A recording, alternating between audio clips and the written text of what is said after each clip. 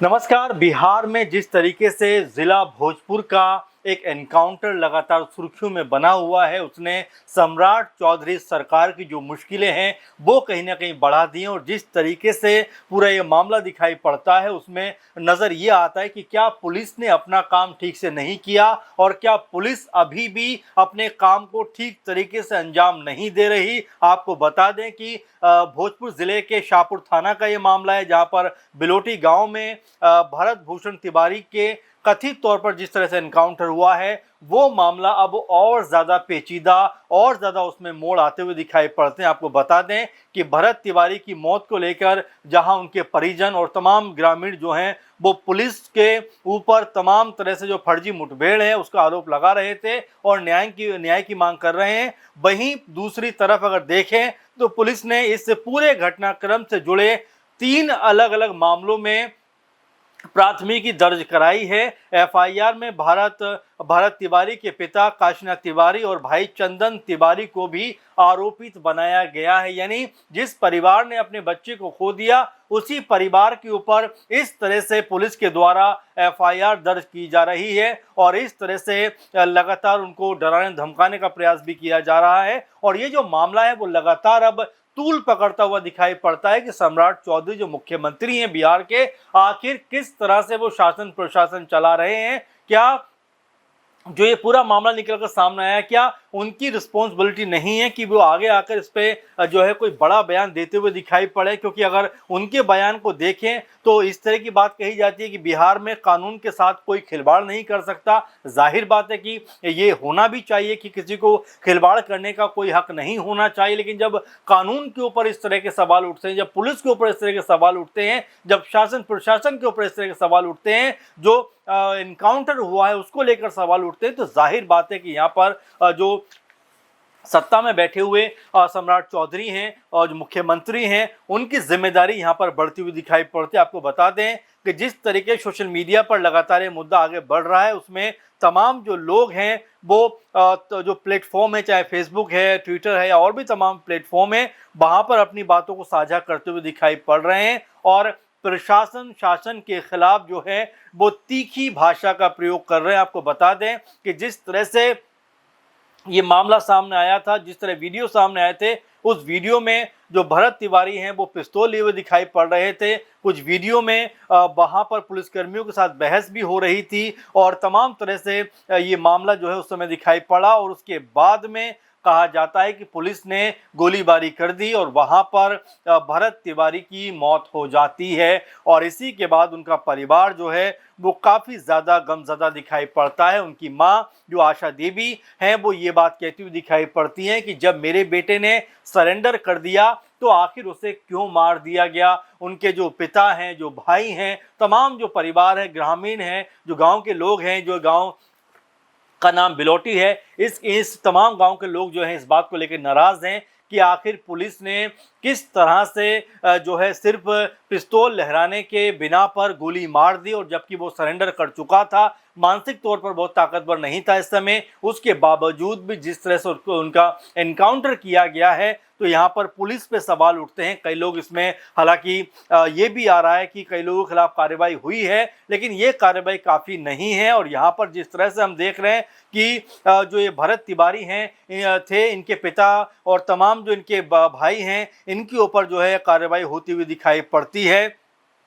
आपको बता दें कि बहुत सारे लोगों ने इसको लेकर अपने अपने बयान दिए हैं कि भरत तिवारी जो है वो मानसिक तौर पर ठीक नहीं था और पुलिस ने इसके बावजूद भी गोली चला दी और यहाँ पर उनका जो है यहाँ पर एक तरीके से मौत हो जाती है। और इसी बात को लेकर पूरा जो माहौल है वो कहीं ना कहीं इस समय बहुत ज़्यादा बवाल में मचा हुआ है, बहुत ज़्यादा सवालों के घेरे में है। और पुलिस की जो गोलीबारी हुई उसको लेकर भी तमाम तरह के सवाल उठ रहे हैं। इस कार्रवाई को लेकर भी पुलिस की तरफ से कहा जा रहा है कि उन्होंने ये फायरिंग जो थी वो जवाबी कार्रवाई यानी आत्मरक्षा में की थी। आपको बता दें कि पुलिस के द्वारा जो एफआईआर दर्ज की गई है, जो यहाँ पर भरत भूषण तिवारी के पिता और भाई के खिलाफ, उसमें एक तरीके से अवैध हथियार रखना, पुलिस टीम पर फायरिंग करना और सरकारी कार्य में बाधा पहुंचाने के आरोप लगाए गए हैं। पुलिस का दावा है कि 17 जून को जब टीम उसे गिरफ्तार करने के लिए घर पहुंची तब उसने हथियार के बल पर पुलिस का विरोध किया। ये भरत तिवारी के बारे में कहा जा रहा है और विरोध किया और कई राउंड फायरिंग कर दी। प्राथमिकी में यह भी कहा गया कि पूछताछ के दौरान भरत के पिता काशीनाथ तिवारी और भाई चंदन तिवारी को उसके पास अवैध हथियार होने की जानकारी थी। पुलिस का आरोप है कि दोनों उसे संरक्षण दे रहे थे और इसी आधार पर दोनों को आरोपित बनाया गया है। हालांकि परिवार की ओर से इस पर अभी कोई आधिकारिक प्रतिक्रिया नहीं है, लेकिन लोग इसको लेकर तमाम तरह के बयान करते हुए नजर आ रहे हैं कि एक तो उनके परिवार का बेटा चला गया और अब उन्हीं के ऊपर जो है इस तरह की पुलिसिया कार्रवाई हो रही है, जो डराने और धमकाने का प्रयास किया जा रहा है। अब यहाँ पर अगर देखें तो पुलिस के अनुसार भरत हथियार लेकर भाग रहा था और पीछा करने के दौरान उसने पुलिस टीम पर फायरिंग कर दी और पुलिस ने इसके बाद दावा किया कि सरकारी वाहन के बोनट पर भी गोली लगी। कई बार आत्मसमर्पण करने की चेतावनी भी दी गई, लेकिन वो नहीं माना, जिसके बाद आत्मरक्षा में पुलिस को गोलीबारी करनी पड़ी है। अपने आप में ये मामला विवादास्पद इसलिए बन रहा है कि आखिर क्या जो है उनकी जान लेना जरूरी था? क्या पैर में गोली नहीं मारी जा सकती थी? क्या डराया धमकाया नहीं जा सकता था? क्या और तरीका नहीं अपनाया जा सकता था? क्योंकि इस मामले में जो है उनका एनकाउंटर कर देना, क्या ये सही तरीका था पुलिस का? तो पुलिस की कार्रवाई पे अब तमाम तरह के सवाल उठ रहे हैं और जो गांव के लोग हैं, परिजन हैं, उनका कहना है कि इस बात की तरफ इशारा कर रहा है कि पुलिस जो थ्योरी बना रही है वो कहीं से भी एक्सेप्ट करने के लायक नहीं है और इसी वजह से जो गांव के लोग हैं, गांव के लोगों के साथ में जो परिजन हैं, वो लगातार उनका आक्रोश बढ़ता हुआ दिखाई पड़ रहा है। कई जगह पर ये खबर भी आ रही है कि प्रदर्शन भी जो गांव के लोग हैं वो आक्रोश में आकर कर रहे हैं। घंटों जो है सड़क पर जो है बंद कर दी गई, क्योंकि लोग चाहते थे कि पुलिस ने जो तीसरी प्राथमिकी दर्ज की है, जाहिर बात है कि वो तमाम तरह से घर वालों पे ही ना एक दबाव बनाना चाहता है। आपको बता दें कि पुलिस के साथ धक्का मुक्की और बिलोटी पंचायत के मुखिया बलिराम यादव समेत 14 लोगों पर भी मामला दर्ज किया गया, नामजद किया गया है, जबकि 50-60 जो अज्ञात लोग हैं उनको भी पूरे मामले में आरोपी बनाया गया। इस पूरे मामले को लेकर देखें तो आरा शहर में बाकायदा कैंडल मार्च निकाला गया है। यानी लोग ये चाहते हैं कि इस मामले की निष्पक्ष जांच हो और जो मामले उनके परिवार पे, पिता पे और भाई पे लगाए गए हैं उनको हटाया जाए और यहाँ पर जो है स्पष्ट इसकी जांच होनी चाहिए। अब इस पूरे मामले को लेकर अगर पॉलिटिकल तौर पर देखें तो यहाँ पर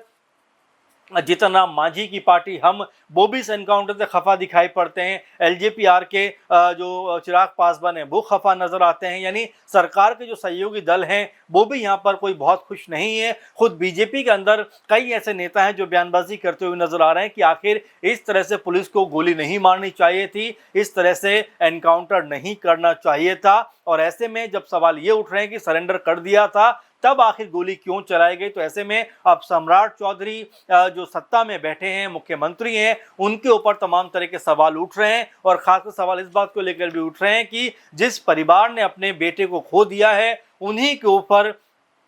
लगातार जो है वो मामले दर्ज किए जा रहे हैं, एफआईआर दर्ज की जा रही हैं। तो कहीं ना कहीं जो तमाम लोग हैं, जो इस पंचायत के लोग हैं, गांव के लोग हैं, सोशल मीडिया पे जो लोग कमेंट कर रहे हैं वो यही कहते हुए नजर आ रहे हैं कि आखिर जिस परिवार ने बेटे को खो दिया उस परिवार के खिलाफ इस तरह की ज्यादती क्यों की जा रही है। इस बात की जवाबदेही तय होनी चाहिए और जो जिम्मेदार लोग हैं कठोर से कठोर कार्रवाई होनी चाहिए और ये भी बताया जाना चाहिए कि आखिर बिहार के अंदर जो सुशासन की बात चलती है, बेहतर कार्य की बात चलती है पुलिस के द्वारा, लेकिन यहाँ पर जब इस तरह की घटना होती है तो मुख्यमंत्री भी उसे लीपापोती करने का प्रयास क्यों करते हैं। कानून के साथ में खिलवाड़ कोई नहीं करेगा, ये बात सही है, लेकिन जब कानून इस तरह खिलवाड़ करते हुए दिखाई पड़ रहे हैं तो आखिर इसमें